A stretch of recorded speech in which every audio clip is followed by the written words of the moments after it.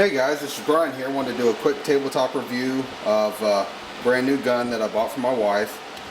Real quick, I wanted to show you some differences in comparing it with two other guns. Here we have the Ruger P95. I consider this more like a full-size 9mm. It's almost 4-inch barrel. It's 3.9 inches barrel.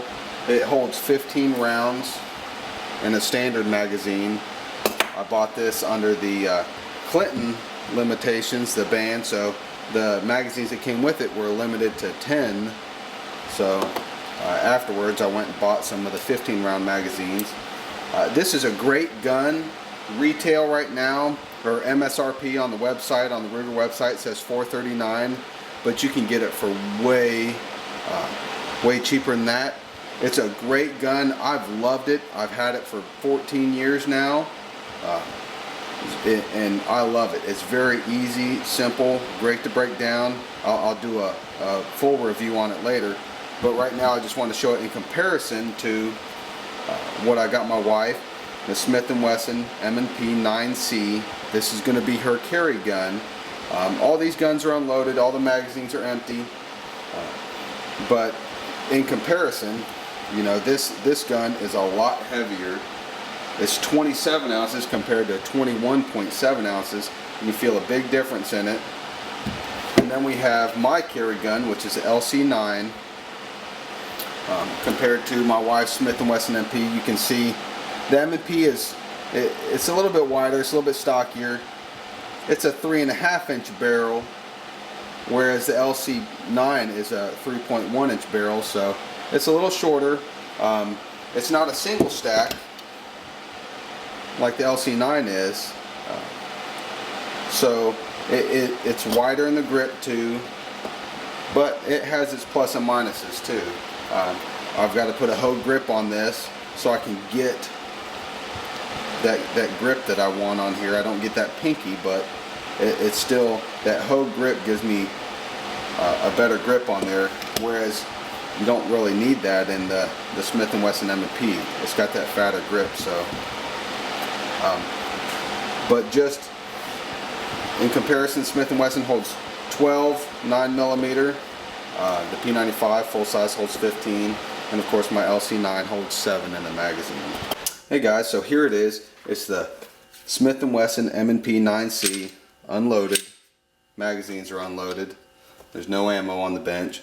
I wanted to show you guys this real quick. I bought this for my wife. I got a great deal on it from my local gun shop. They had one in. It's the model without the safety, but she's going to be carrying it in the holster, so that's not a big deal for me.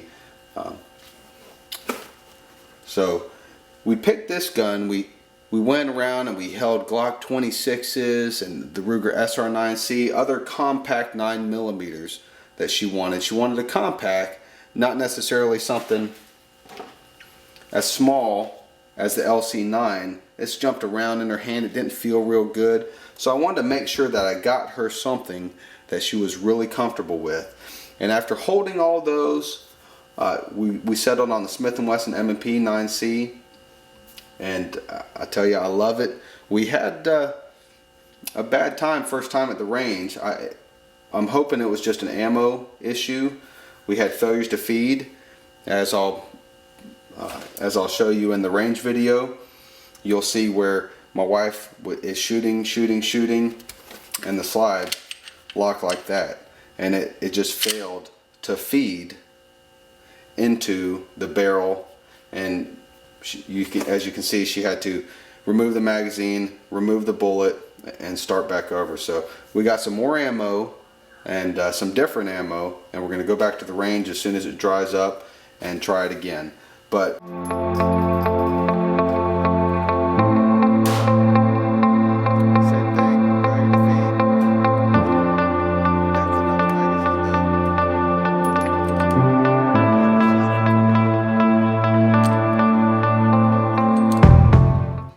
one of the things I noticed first time picking this up was those sights. Bam, they jump out at you. That's great, very high visibility. She likes it.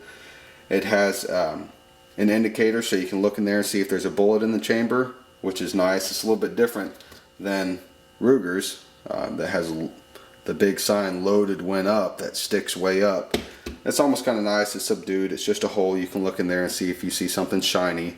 Hey, it's a bullet. There's one in the chamber. The back straps, the removable back straps, is great.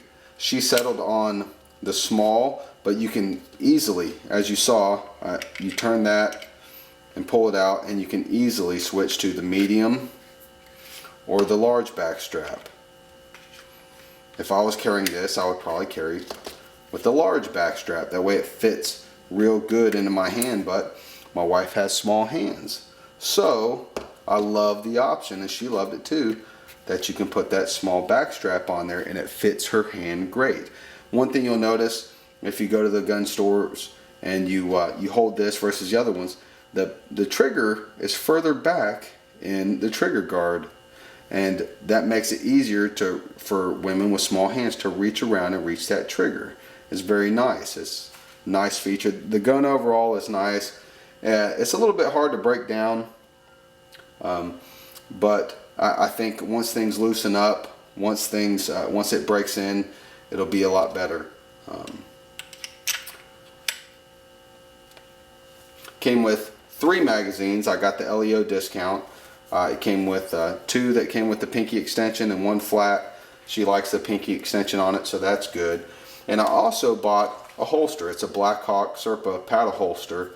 It fits real well in there. It's got a push button to release it. And this is just something so she can secure the gun while it's at the range, or while she's at the range, while she's shooting, while she's walking around at the gun range. I think it's a great idea if you're picking up a new gun to make sure you pick up a holster at the same time. If you're going to go spend $400 or $500 on a gun, you can spring for a $35, $40 holster. I think it's a great way to secure your gun while you're out shooting, doing whatever. This is not going to be her carry. This is not going to be her carry holster. I'll do a review on that one later. But this is something that she can go to the range and just, make sure the gun's not just laying around. She can secure it on her person.